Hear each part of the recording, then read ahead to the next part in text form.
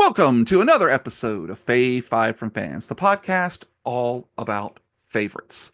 I'm your ever enthusiastic ex-NYPD NYPD detective, Mr. John McClane. Oh, no, sorry. It's Jamie Ray. But today we have coming back from the Cave of Destiny is my friend and yours, Mr. David Morse, the photog with the most tog. How's it going, Dave? Great. So, Oh man. just for everybody out there, ho, ho, ho! Just because the red and the. Very festive, Jamie. Love Yeah, it, dude. I try. I try. Um, how is it going, sir? Dude, I'm doing pretty good, man. Some things in my life have been pretty Yeah, complicated dealing with my mom and stuff, and you know what, she's actually doing pretty good now. So very yes, grateful for that. yes. And I'm grateful for you. I'm thankful for you. Uh, Keeping that one. So Oh man. today, well, what did you go ahead? What introduce what we're going to be talking about today? Today we're gonna be talking about my favorite Bruce Willis movies. And I cannot wait because I didn't even I wanted to do this when I didn't know that they were on your list, and then I saw them. I was like, it's mine because Bruce Willis, Mine. he's one of my favorite actors to talk about Yeah. because of how, first of all, ridiculous amount of stuff that I remember about him, but then he also has like a very weird kind of a history that predates what most people know about him, Right. which is actually sort of when I started I didn't know I was enjoying Bruce Willis when I was enjoying Bruce Willis. And then all of a sudden I got old enough to watch Die Hard.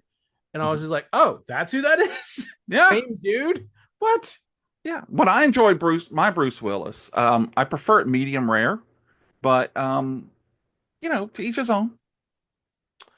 I mean, he got a little tough whenever he was starting to cook a little too much. And we do need to take just pause for just a moment because he has been stricken with advanced form of Alzheimer's, dementia, and I'm sorry if I don't have the exact disease down. Aphasia. Yeah, aphasia. Thank you. But it's breaks my heart, but it's also heartwarming to see the pictures and some videos that he and his wife, or he and Demi and his kids will put up. I saw one the other day where it said he doesn't even really remember his acting career.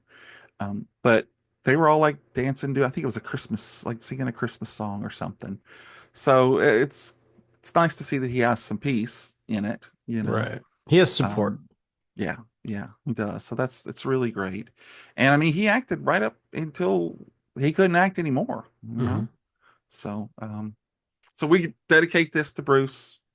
Thanks for all of these and many, many, many more roles.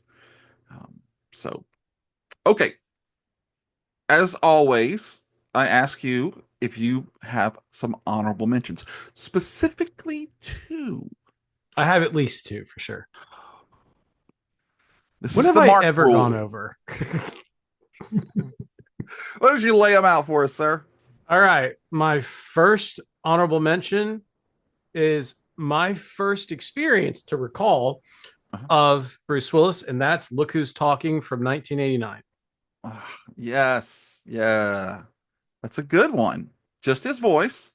It's just his voice, but I remember, I mean, that came out, I was 4 years old. And so whenever that was actually like on TV, I was like six maybe. But my parents used to put that on, and that movie would just play and play and play and play. Uh, So I memorized it. yeah, And then, so that was my experience. And it was such a wild ride because, it's John Travolta in Kirstie a Alley. yep, in Kirstie Alley, but it was John Travolta in a role that he never did again, where he Yeah, was just sort of like a regular dad. And I'm like, oh, you get older and you're like, oh, he played a non-eccentric character at some point in Mhm. his life. Yeah. And yeah, he was an unremarkable human being. He just played a guy being a dad. Yeah. And but yeah, no, it was Bruce Willis in his, I would say, his least badass role. Well, that's a good choice. I like it. Those were fun movies. I think they did two or three, huh? Three? Okay. But John was only in the first movie? No, actually, Bruce Willis was only in the first two. There were three. John Travolta and Kirstie Alley were in one, two, and three. Oh, okay. All right. Interesting. Well, what's your other honorable mention? My other honorable mention is Armageddon. Armagoogle Goggle, as we call it here. Sure. Abby, when she was about that age where she started talking, was when Armageddon was out. And she couldn't say Armageddon, and she was saying Armagubbo. So anyway, it became Armagoogle Gogglebo at our house. But please continue. So Armageddon is one of those movies that I really like, but he doesn't he plays into his tough guy thing. So it's almost like it's John McClane adjacent Yeah. because he's still a rough and tough dude, and he's for some reason miraculously the best at the thing that he does because of course he is. He's Bruce Willis, and he's so good at being the best of the things that he does that it's easier to teach him to be an astronaut than it is to, Yep. obviously, for sure, right? In that movie had it's just a remarkable all-star cast of people Mhm. that would Soundtrack. only do what? The Oh yeah, soundtrack. the soundtrack was. I was too young to appreciate how good that soundtrack was when it came out. Yeah. Then when I didn't even know Journey was, but when I got older and I started like getting more into music in a way that I could appreciate music for what it was. Yes, that movie had a sailing soundtrack, but I mean the cast of misfits that were in that movie, everyone that was in that movie, a lot of them already established, just Yeah. continued to excel. I mean, Owen Wilson, who like he was a throwaway character in that Yeah. movie. You know what I'm saying? And he blew up very shortly after that movie. Ben Affleck, I mean, come on. Yeah. And then just I mean, Steve Buscemi. Steve Buscemi, that's right. Steve Buscemi, easily my favorite character in that movie. Yeah. Now, don't get me wrong, credit where credit's due. Bruce Willis's character was great, and he was the guy that was the movie. But Right. but just Rockhound was my guy, just because he just didn't care. Yeah. Exactly. I just I remember vividly the part where he's like, you know why I do this job? Because the pay is good. I get to travel and they let me use explosives. Like, yes, Sounds like a well good done, deal to sir. me. Yeah, like what do you do? Yes, can I do that? I'd love to do that for a living. And those are Definitely. my honorable mentions. Very good, sir. Strong start. I like that. I like that. So You gonna tell me yours? I am. My first one is Dr. Ernest Menville from Death Becomes Her from 1992. I forgot all about that. Yep. So we all know the story. He has a wife and an ex-wife, and they both come up with a formula to make them young and beautiful for all eternity.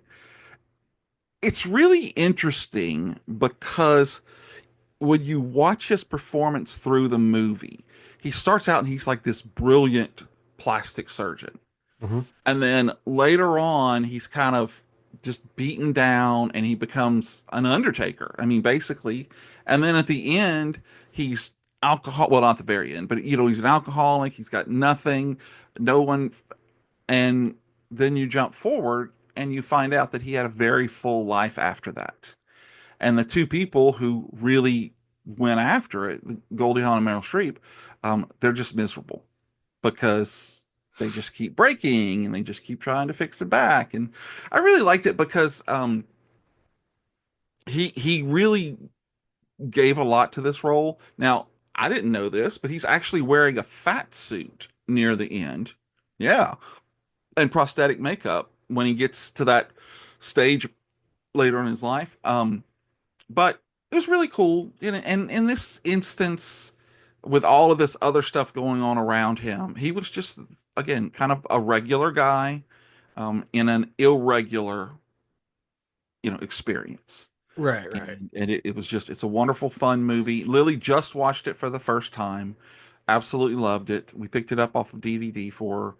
And this past Halloween, I saw a couple, two ladies who were uh, trick or treating, not trick or treating, but doing part, and they were dressed up as them. So the Goldie Hawn was easy because all they did was put a little thing around their neck and wore a dress backwards. But Hmm. for the Meryl Streep character, they actually had a mirror Oh wow, in the dress with an for the arm hole. attached to it, holding the candelabra. That's So fucking cool. yeah, it was really Hmm. cool. It was really cool. So, so that's my first one. And my second one is Frank Moses from Red and Red 2. Now, these are some, I mean, this is where he's a badass. He's retired. He doesn't want anything to do with the service, the black ops, anything like that. And they keep dragging him back in. And interesting fact, or as we say, fun fact, sponsored by Red Dog Terrain. This is actually so his name it's based on a comic book from Wildstorm, 3 issues. In the comic, his name was Paul, but yeah, Paul Moses. So they decided to change it to Frank and then make the last name Moses. And it's if you look at it, okay, he comes out of retirement Hmm. just like Moses came out of confinement, and Okay. he led his people to their freedom, like Frank does. Hmm. So anyway, I thought that was kind of a neat little, and I enjoyed the second one more than I thought I would because it's really hard to get that, old folks doing the things they used to do movies and make it work. And in this one, they really leaned into the fact that they're older and they can't do the stuff that they used to do. Hmm. And another fun fact is sponsored by Red Dr. Rain is that he did his own stunts in both of these movies in his like late 50s. Hmm. So that's like me trying to jump off a building today. So not going to happen. Oh, I do have one other fun fact I forgot. Kevin Kline was originally supposed to be Dr. Ernest Menville in Death Becomes Her, but he dropped out. And Bruce Willis was like, I've been doing all this tough guy stuff. I'd love to take a different role. And it worked out great. So Yeah. there you go. All right. Done with the honorable mentions. Sir, what is your fifth favorite Bruce Willis role? Well, Almost said Campbell. I wasn't sure we were going to talk about this, but it was 2010's Red. Okay.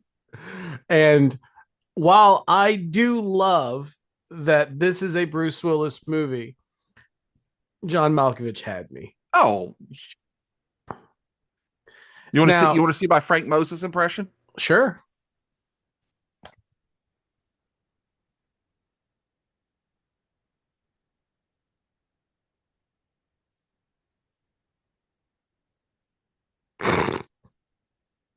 Remember, because he's always tearing up his Tearing up the retirement. checks. So, yeah, anyway, So yeah, that was lame. there was a lot of things that made Red great to me. And I think this is sort of a common theme with Bruce Willis is that his movies, in my opinion, are so successful because they're well cast, they're well produced. He's part of an ensemble. Um, and this movie was no different. I mean, you had, the voice of oh my god. God. Yeah, it was. It was the voice of God in one movie, Mm-hmm. but he's in everything. You know what I mean? Like the quintessential stoic. And He's Helen in, and Mirren. that was a shocker for me. I'm not Yes, it gonna lie. was. No, Yeah. no, no, for sure. But I'm just like, what's weird is that she got wilder roles as she got older. Well, I don't know about that. I mean, one of our early roles, I think, was like Caligula. That's, I mean, I'm talking like older. I mean, like Wilder for that sort of age group. Oh, okay, Like, okay. like she plays bat crap crazy women. Like, I don't know if you've seen the new thing she's doing with Pierce Brosnan. She plays a No, lunatic in that. no, I haven't seen that. Yeah, And it's now I'm a rethinking myself. I got to make sure that was the movie she was in. My God, she was in a lot of movies. wasn't Caligula basically a porn? Yeah, with Ugh, Malcolm McDowell I remember that. I or never saw Roddy. it, but I remember Malcolm hearing or about this Roddy. movie. Um, she was also in. Oh, she was the narrator for the Barbie movie. Never saw it. No, but yes, back to Bruce. Yeah, so I think he played a great anchor character to be surrounded by so many eccentrics, which that movie basically was.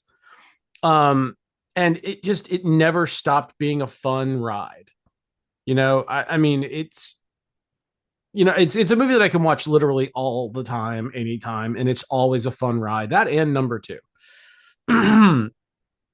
Not to say that it didn't have its kind of sort of sad, dramatic parts, but it was just a fun ride. I Yeah, never get tired exactly. of that movie. Popcorn movie. Exactly. Yeah, and it was Caligula.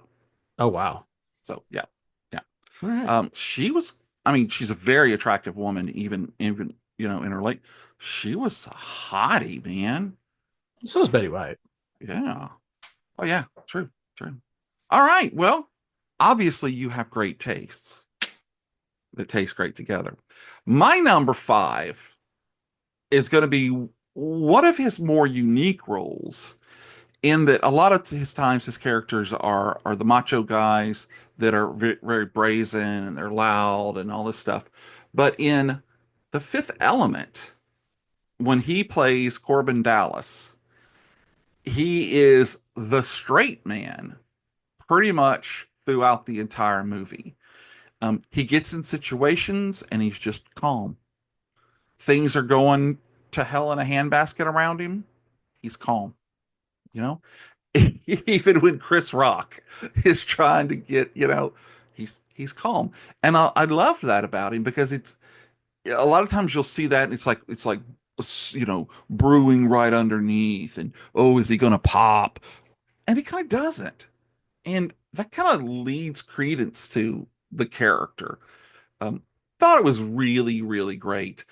Originally, he was written to be like the John McClane type character, but when they got into it, and he and Luc Besson, who the director, they Mhm. started talking about what it would, and he was like, "Hey, maybe it would be a little more interesting if it was just like I was just like this, and a lot of things didn't get to me, and it was always the calm one."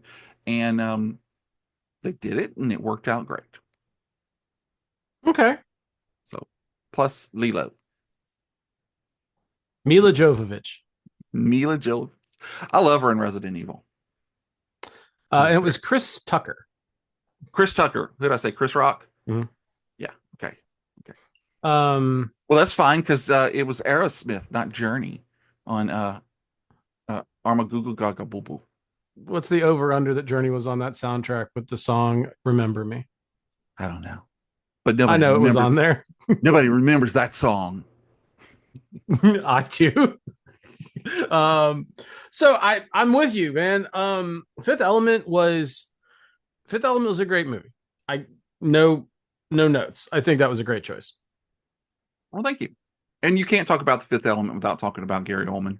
Once again, you have no idea who he is. Who's that actor? I don't know. Mm-hmm. I've worked a Gary Oldman list up, and let me tell you, that was tough because you go from Dracula to this to God, what was the name of the guy that he played in Hannibal? Where his face had got eaten off by I know what you're talking pigs. about. Yeah. He is just he becomes Mm-hmm. the characters. Dude. So Gary Oldman, this guy. So he played a villain in a Call of Duty video game. Really? He plays a guy named Victor Reznov, I think. Okay, I Yeah, could I'm see pretty that. sure he plays a Russian villain. Um, which apparently he's really good at because he plays the exact same kind of villain in The Hitman's Bodyguard. But there's an interview with him where he's Mm-hmm. talking about what it's like to get into the head of being like this maniacal sociopath that is this villain. And he's talking about it's him and Kiefer Sutherland that are talking about the voice acting because they're like, you're in a little booth and you have to emote vividly. And he's like, so you go into the booth and you're just like, ah! And you go outside and you have a Tylenol and a cup of tea, and then you calm down. And then you go back into the booth and you get back to work. I'm just like, just the idea of him just screaming this villainy and Yeah, then going and having a seat, popping some aspirin, and just, that's really cool. all But I mean, right. that's what makes him such a good actor. I mean, because For he could sure. do that. Well, he Yeah. also ad-libbed a lot of his villainous stuff in Leon the Professional too, which was kind Oh of. God, I love that's another great movie. Mm-hmm. You know, oh, We'll have to find a which reason to talk about that one actually later. it might show up on Sequel House. Just saying, little spoiler. All right. Mhm. All right. Well, All I am right. going to. Oh, you good? That's it. It Yeah. was a great choice. Love it.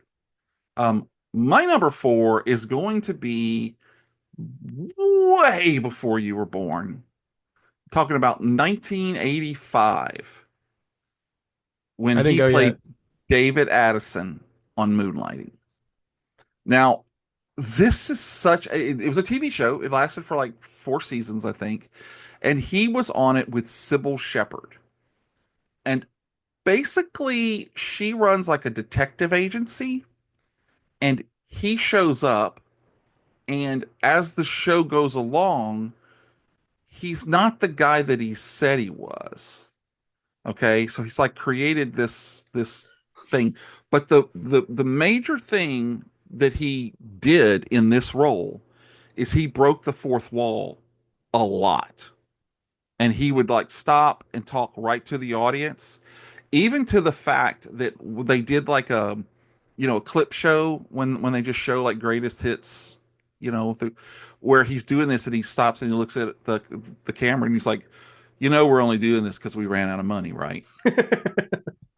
And so it's really really, it's got that meta humor to it. Mm-hmm. She was gorgeous, he was incredibly handsome. They had to wear suits and tuxes and everything, and it's just a really really fun show. Used to watch it every week when it would come on.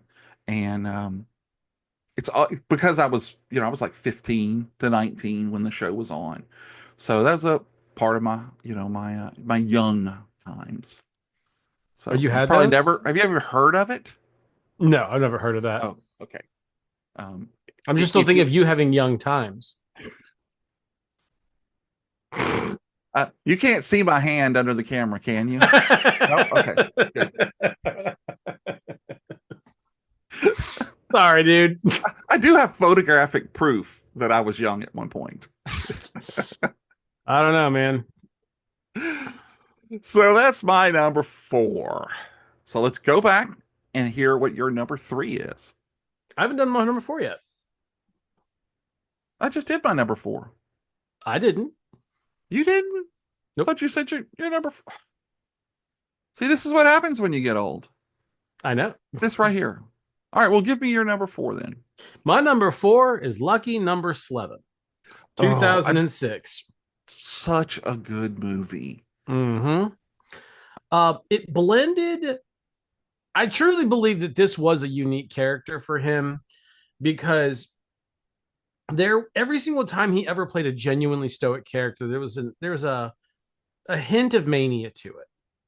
Like there was always something maniacal going on behind Why every. not? More. So, well, there. I mean, well, well, no, there was one other character that I can think of where he was just stoic, but in this one, he's just really chill.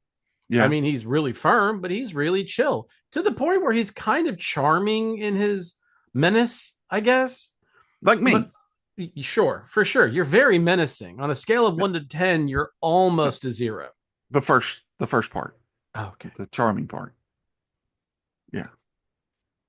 Just agree Also with me and number. move on. Okay, sure. Give me this one thing. You are very charming, Jamie. Yeah.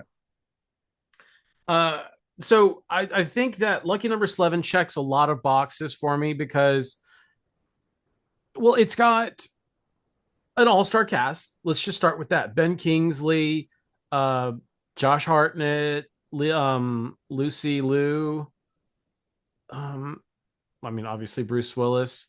And I'm ashamed of myself, but I can't remember his name, the voice of God. Morgan Freeman. That's it. He's in this Yeah. too. Yeah. Um, and this movie has got so many twists and turns, and you never. First of all, it starts off with shock, and it continues down a very twisted path, and then it ends with a complete and total mind blow. And I'm like, what in the world? Yeah. So, in no way was I ever capable of predicting the next thing that was going to happen in this film, and I was Really. so happy about that.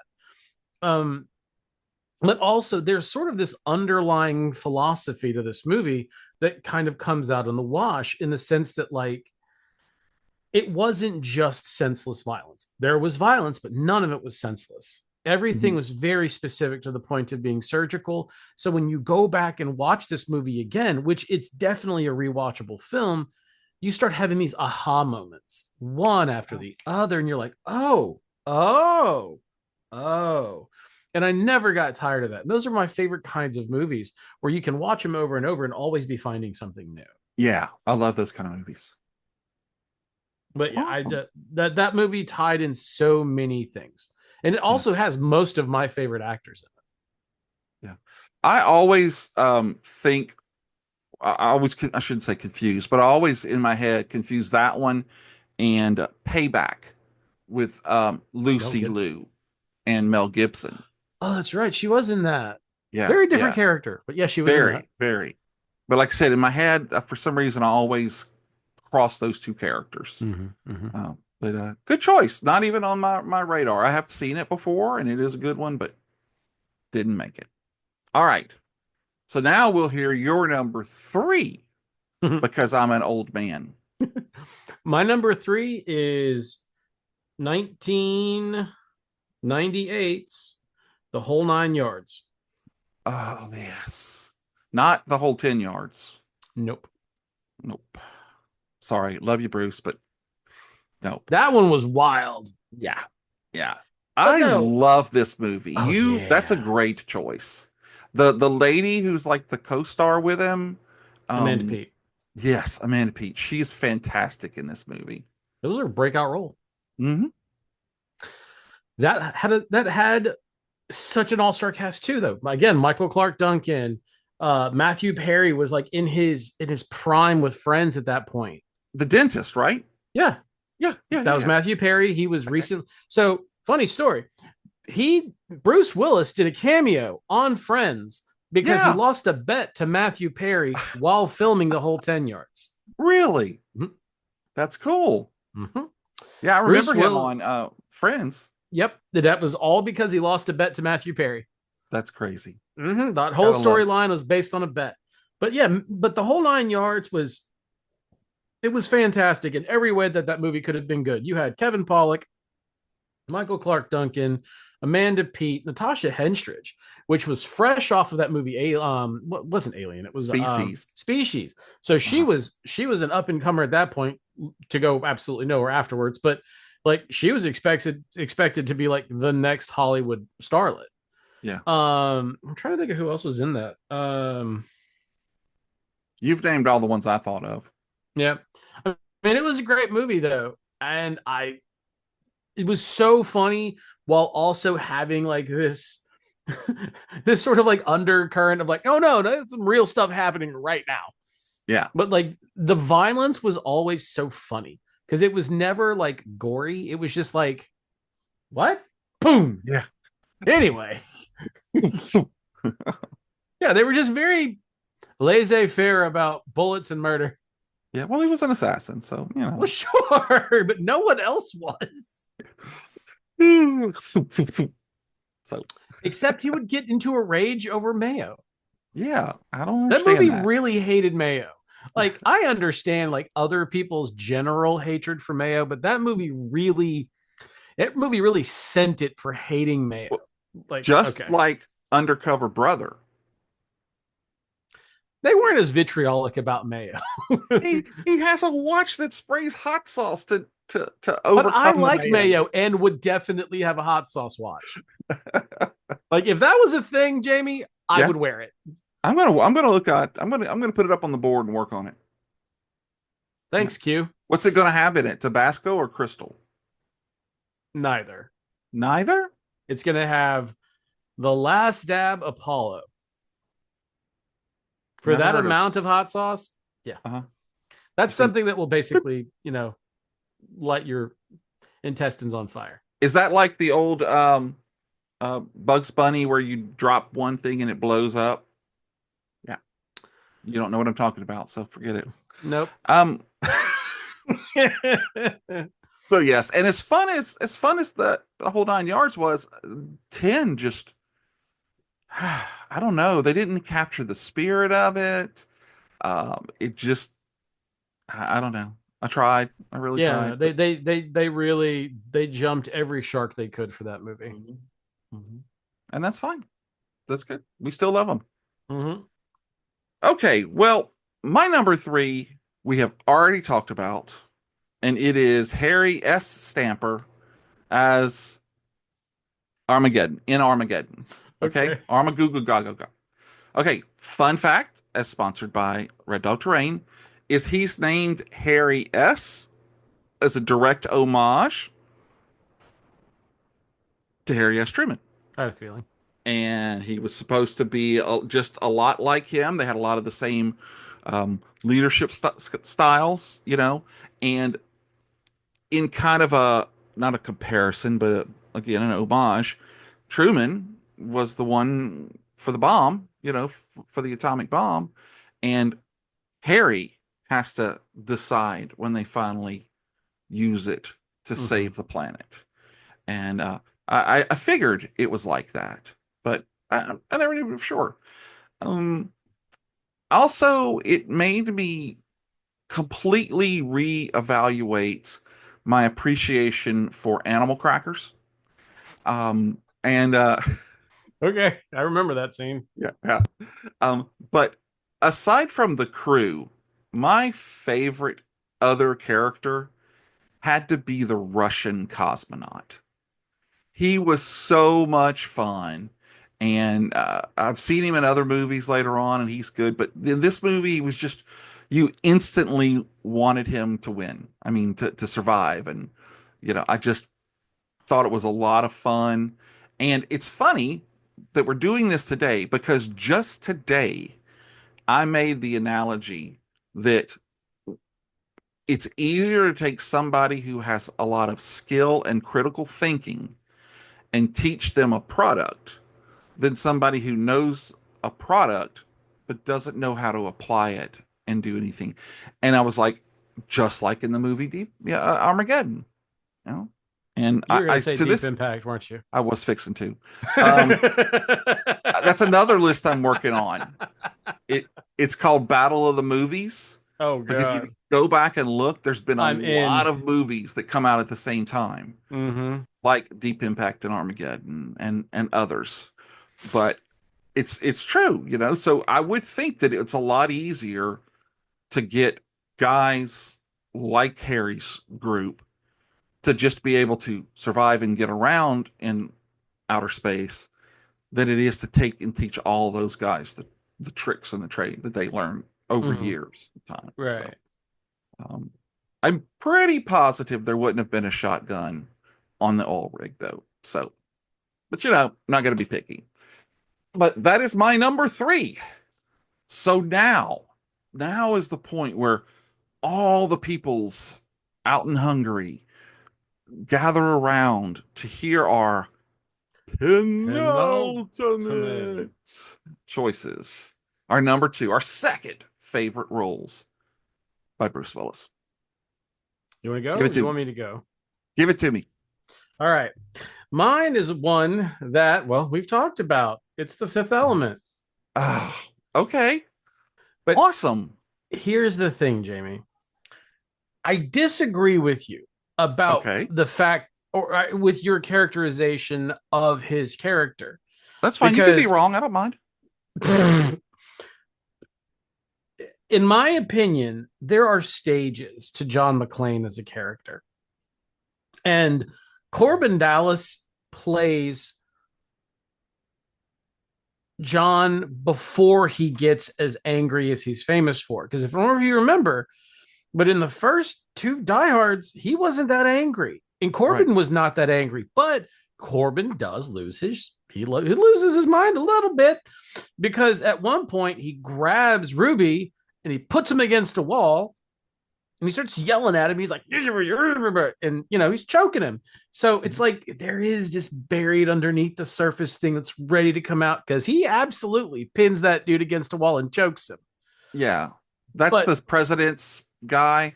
Was that no, the? that was Chris Tucker. That was the Oh, okay. Well, I yeah, don't that know. I was think I would throttle Chris Tucker too. yeah, for sure. But what I'm saying is he's still angry. You know what I mean? But Okay. he's just Okay. not. I'll He's give just you not. that. But there's also this sort of like it's the true Bruce Willis character in everything that he does, where he's always kind of doing this thing right here, just you know what I mean? He just Yeah. always looks Do just a that a lot little myself. exhausted. Yeah, he just looks a little too tired. You know what I'm Yeah. saying? In every single one of these movies, he smokes even though he shouldn't. He's got a lot of coffee going on. He's always just everything's in disarray. He's just another version of, in my opinion, this is the great, great, great, great, great, great, great, great grandson of John McClane. But there's again, we're back to all-star casting on this one, man. Like Oh I my said, it's God. he works in such an ensemble. And again, it's like it was almost like every single movie he did with a massive ensemble cast just was like planting seeds for future franchises to grow from this one. Because, Right. Mila Jovovich would go on to do Resident Evil. She would become like a scream queen. She'd become like an action superstar in the horror genre. She did like 7 of those, I think. Well, she's also married to the directors. Oh yeah. So, you had that Chris Tucker, did Rush Hour and Rush Hour and Rush Hour, and I think another Rush Hour. Um, and then at one point he famously like stormed the stage in a Michael Jackson concert and danced with Michael Jackson, which weird, but all right, whatever. Okay. Yeah, no, it was a weird thing he did that he's proud of. But there was just so many different things that movie benchmarked, including Yeah. like the Plava Laguna, which in the movie the actress is not singing. That's not real. That's their Right. version of auto tune. But because it was such an impressive song, now there are people that are doing talent shows doing the song that the song was made famous for by a person who couldn't do the song. Huh. Like Did not that to know me that. is yeah, it's wild that the original song was not done unassisted, but now people are performing it as an exercise and like as a flex that they can do the song, which I thought Yeah. was impressive. Yeah. But that movie also had oh man, I mean it had Gary Oldman, the famous gun that was on Mythbusters, Yeah. the ZF1, Zeus, the guy who played the president. Mhm. Yeah, man, so many cool people. So many. But yep, that was my number two. That's a great number two. My number two. And we have not talked about my number two. My penultimate selection is his portrayal of David Dunn in Unbreakable, Yes. Split, and Glass. Yep. Now, while doing a little diving, I thought this information kind of came up, and I think I kind of already knew it. But when M. Night decided to do this film, he wanted to do a superhero movie, but without capes, Mm-hmm. that type of thing. And it was supposed to be from the beginning how a real superhero would be in the real world. Mm-hmm. And I loved the movie. I thought it was very thought provoking. The son was really great, and of course, we can't talk about Sam Jackson without saying how amazing he was as Mr. Glass. But at the time, the audiences just didn't go gaga on it. So it was shelved as part of a trilogy, and it took 17 years until they came back and did Split. Mhm. No, not Split. Yeah, Split in 2016. And we had no idea. Thought this was just like a horror movie until the very end in that diner scene Mhm. where the camera pans over and there's David Dunn. And it's like, oh my God, this is happening. And then, of course, we get Glass, which people have different opinions on. I'm just going to say I love the whole thing. Mhm. I thought it was a lot of fun. I especially liked the way he wore the poncho as kind of his cape and cowl, Mhm. and the way his son got involved in it. It's like his And Overwatch. yeah, yeah, exactly. And also the secret conspiracy group, with the what was it, a Shamrock or something? Mhm. I loved all of that. I thought it was great. I could have seen another couple of them, Mhm. honestly. Sadly, we'll never get it. That was all it's supposed to be, three and done. Um, but I thought it was a great, and it's one of those ones that I went out and bought like the special edition later Mhm. because Alex Ross did all of the um, pre-production artwork and character design for it. Know Um, that. yeah, and so there's actually like a small art book that comes with it that shows all of his designs and stuff. And there's, I think, I may be wrong, but I think there's actually even an interview in there with him. Hmm. But just great films, a great character, someone who really rises to the occasion. And geez, Sam as Mr. Glass, Yeah.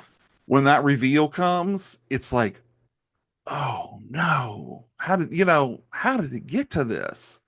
But his character was portrayal was awesome, and that's why he's my number two. All right. What do you think?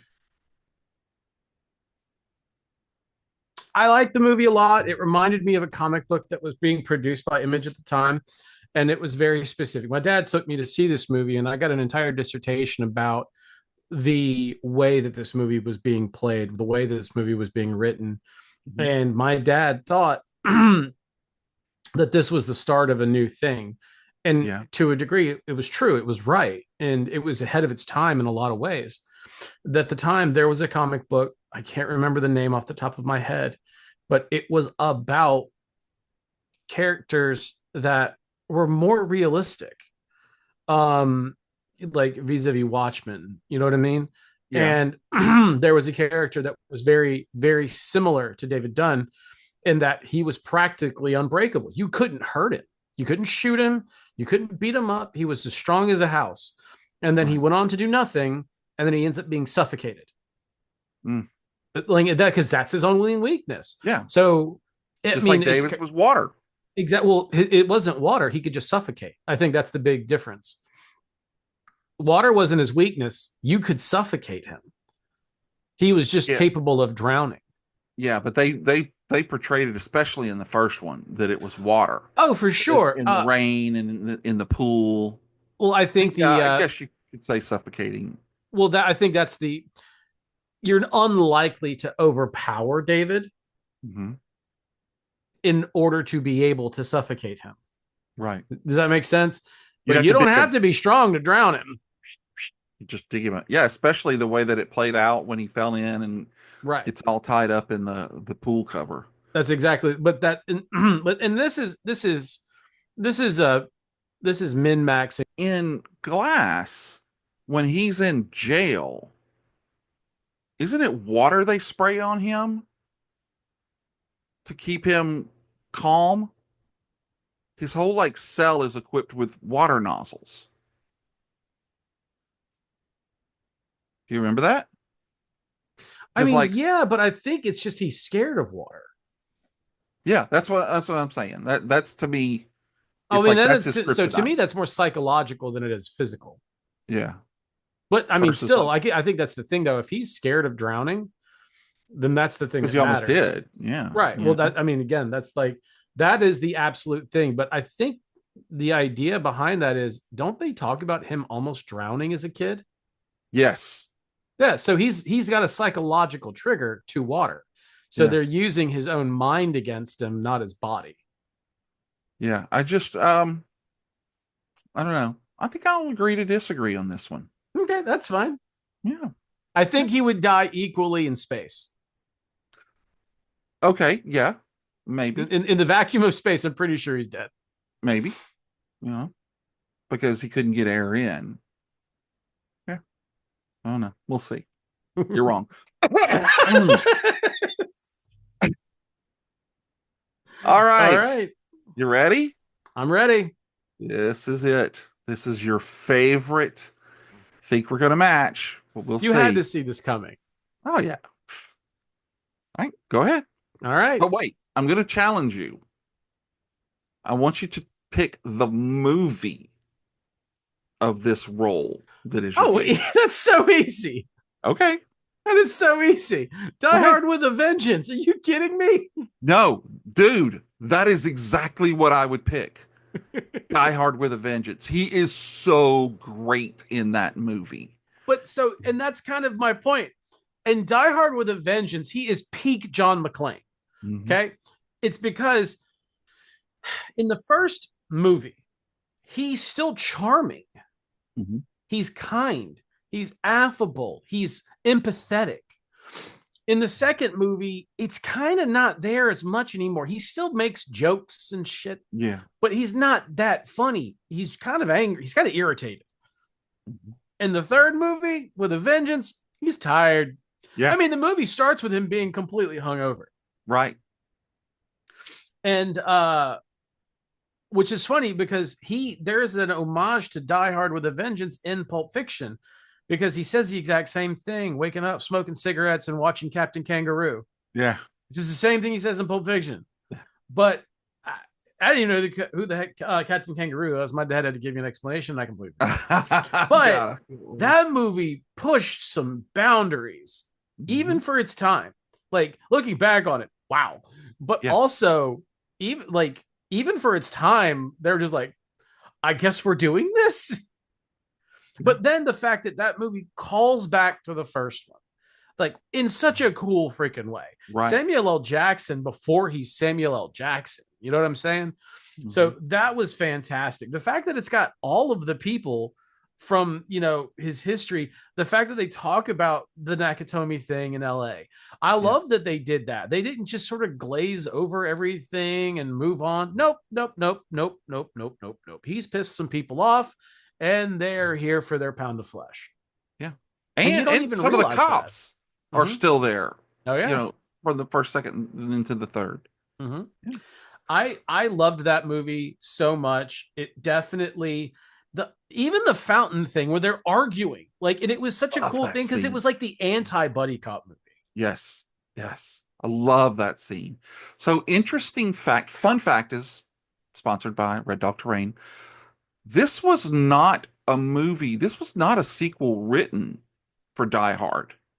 This was another script that was called Simon Says.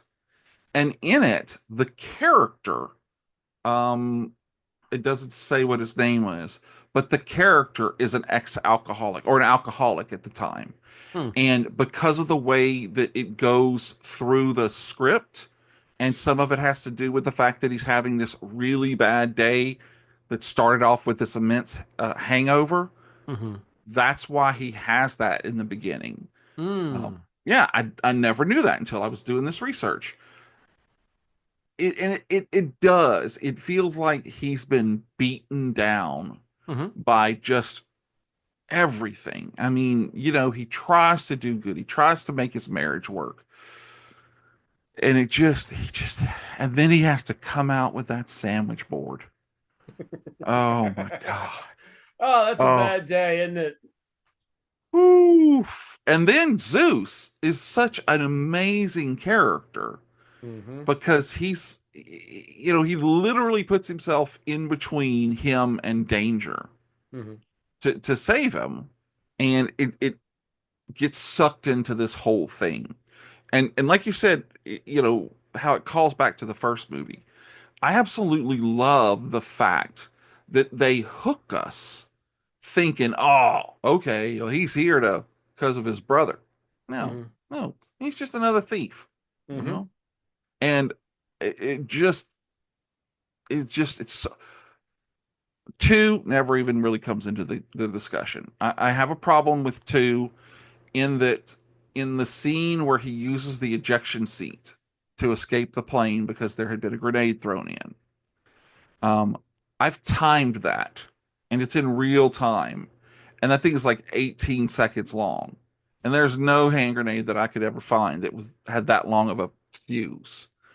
Um, it's just one of the stupidest things, but I'm like, In a no, it world of wouldn't do that. Hollywood ammo, are you serious, Jamie? Yeah, yeah. Like And then, these guns shoot 75 bullets before being reloaded. well, yeah, yeah. I mean, of course, all of them do that. But the first one had a lot of heart. Mm-hmm. Did you Mm-hmm. also know, fun fact, it's sponsored by Red Duck Terrain, that he was not supposed to just be wearing that wife beater throughout throughout the movie? Did not know that. Yeah, it says, oh, I didn't take that note down, but it said that he was supposed to wear the shirt, and that along the way, it ended up being too difficult for multiple shirts to have the same cuts and whatever. It was just a lot easier to do it on the muscle shirt, and it was a lot more comfortable for him. So anyway, And and then that towards was the end, it was just a brown tank top just a brown thing, anyway. yeah. Which we talked about this in Sequel House. Um, Die Hard is a weird third cousin in an alternate universe sequel to a movie with Frank Sinatra. And this, it was called The Detective. And so the sequel to the detective novel was this movie. And when they went to do the Die Hard, because contractually they had to go to Frank Sinatra and say, "Hey, John McClane's going to be in this movie. Are you okay with this character?" And he was like, "Yeah, go right ahead." But That's cool. it's if you go on the Sequel House Instagram, there's photos of the original movie and this and the books. So never knew that. But yeah, there was actually also discussions to make a Die Hard movie sequel with Zeus back again, but it never came to fruition, which I would have paid to see. Yeah. So Yeah. bravo, sir. I'm going to call an audible here. Oh, okay. This is not an honorable mention because, in my opinion, this movie is just a spinoff, Uh-huh. and it's 1991's The Last Boy Scout. Oh, I love The Last Boy Scout. That Oh, movie is John McClane. that is such a and That's the an daughter, alternate universe John McClane where yeah, he gets fired after the Nakatomi thing. It's just a different him because he's the yeah, exact same person. He's drinking too much, he's smoking too many cigarettes, and he used to be a cop, and now he's a private investigator, and he's an asshole, and that's the whole shtick. Oh yeah, my god, that movie it's just John McClane. It was right after Die Hard. yeah. I'm And like, it's Danielle Harris who plays the daughter, who was fantastic oh yeah, with yeah, yeah, yeah. with the gun inside of it. Mm-hmm. She was in the Halloween movies. Okay, okay. Yeah, her and Scout Taylor Thompson Taylor used to have a So, podcast together, like Screen Queens. so fun fact about this movie, As as sponsored the by thing Red and the Dog thing and the Ring. thing that you just said, it's the second time that Damon Wayans and Bruce Willis would work together. Okay, wait. This movie was referenced earlier in my list. It's not Hudson Hawk. Nope. You ever seen Hudson Hawk? Nope. But I know it's not on there because I looked on IMDb. Yeah. Okay, I give up. Look who's talking to. Oh, what did he play? Another baby? Uh-huh. Oh, okay, He okay. played Mikey's little friend who who's they're together and they're talking about toilets and how the toilet monster's a thing and you have to feed it. and that's how they're being toilet trained. But that is the first time that Bruce Willis works with Damon Wayans, only to go on. So it's this kids movie they're doing voiceovers on, and then the next movie that they're in together Oh, is really? just, huh? The next movie? That they're in together.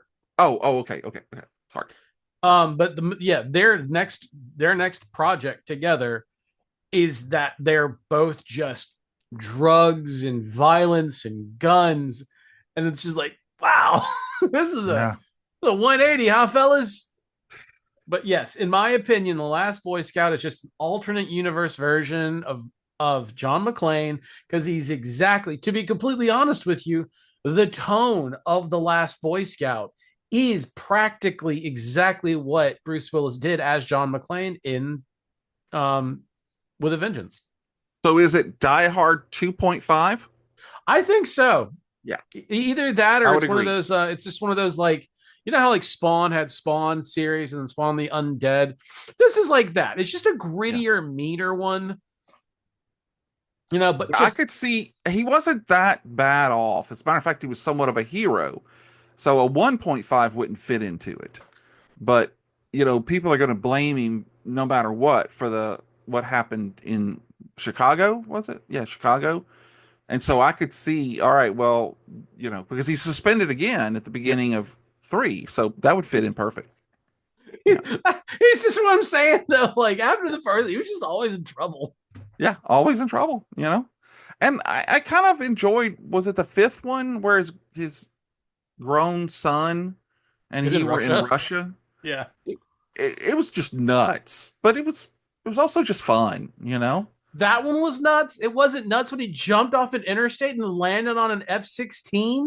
Yeah, that's what I'm saying. It's utterly nuts, but it was Yeah. fun. I mean, hey, Arnold Schwarzenegger did it. Well, it was a Harrier jet. Come on. And True Lies, Yeah. he doesn't jump onto the plane. His daughter does. Well, that's what I'm saying. Somebody jumps onto the plane. Oh, well, yeah, okay, that's true. I have a great Harrier story too, but I'll tell it to you offline. Okay. Yeah. Yeah. So, all right. Well, do you have any others you want to throw out before we close Nope, up? but that was the one time I'm gonna break your format because it deserved it. It does, because that is a fun, fun movie. Wow. Well, Dave, thank you so much for taking the time to put this list together. Um, I really hope there wasn't too much trouble. No? This was a great time. I'm All always right. happy to be here, dude. Good. Anytime. Thank you. And I also want to thank all of you out there for tuning in to this episode of Fave 5 from Fans. We really hope you enjoyed diving into today's episode. Get it? Die hard, dying. If this episode resonated with you, here's how you can help.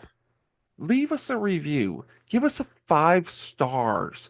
Give us a thumbs up on YouTube, which we're really kind of getting some ground on YouTube. Um, it helps the algorithms. It helps to make us grow. You can also go on and find us on Instagram and X, and I'm doing more TikTok now. I'm not doing any of the challenges though.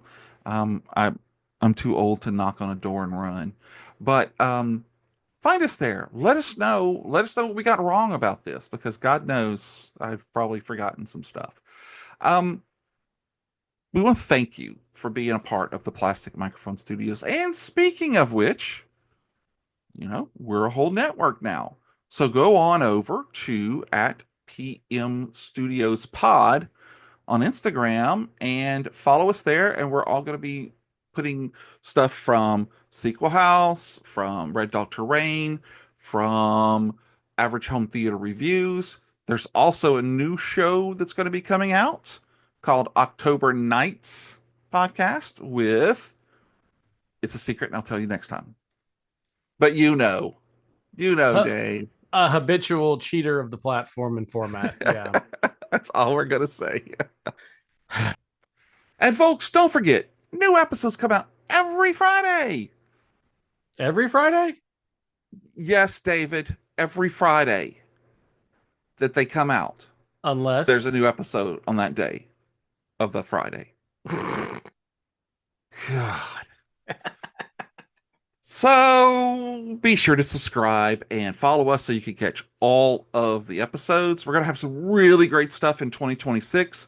We have an armful of cons that we're going to go to, and we're going to go start interviewing you guys to tell us what some of your favorites are. So follow us, not in the stalker way. I mean, I guess in the stalker way would be okay, but that's fine.